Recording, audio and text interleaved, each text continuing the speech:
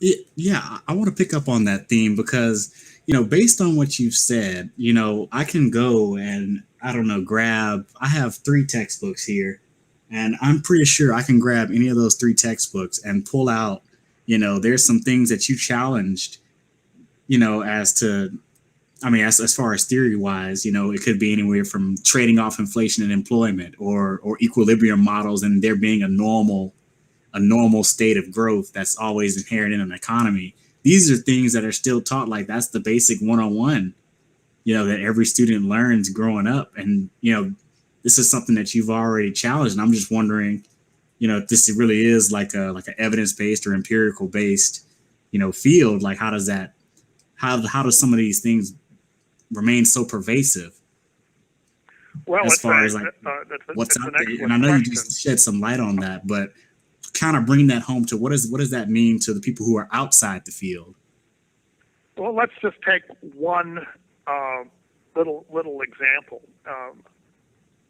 The economics profession since the Second World War has paid very little attention to the question of resources, the cost of resources, the cost of energy, for example, the role that materials play in economic life. They focused on machinery, capital, and human input labor as the major sources of the productive process. Well, this is really quite problematic when you come into a world in which resources, and particularly energy resources, are becoming much more expensive, and it is necessary to move to more costly sources and means of production of energy. And it's also very problematic in a world in which you really have to take account of the wastage and of the emissions of the carbon dioxide in particular that's going into the atmosphere. It's causing climate change.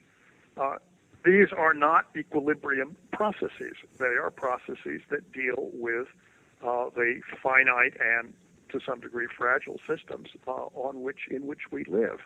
The economics profession, which is built around the notion that the market generates a stable equilibrium, essentially world without end, is not well prepared. It's not conceptually suited to dealing with problems of this kind.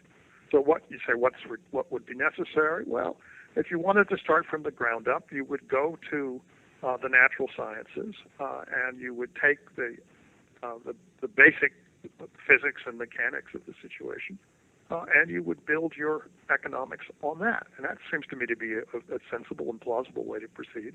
It's one of the things I talk about in general terms in my book. But if you take that conversation into an economics department, generally speaking, most of the people there,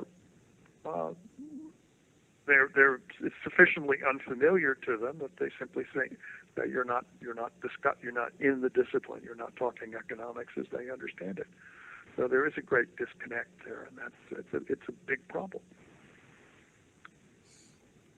And this is beyond fascinating to me because I feel like it was coming into this before you just went and basically shed some light on that. I assumed, just like I said when I first said in the intro, I assumed that the body of work of economics was broader than what the public is actually exposed to, and it seems like that this dominant faction that we see in front of us could just be a very loud faction, but for the most part, there's a body of pragmatic work that exists outside of that. It's just not given a microphone, so we don't know about it. It's not mentioned in policy discussions because a lot of the things that are out there in front maybe perhaps that's what's has the most visibility, but it's not necessarily indicative of the field as a whole. You're saying quite the contrary, that it might be the main body of at least academic work, but there is actually still pragmatic work out there. It's just a lot smaller than what I had first. I assumed it was like 80-20. Yeah,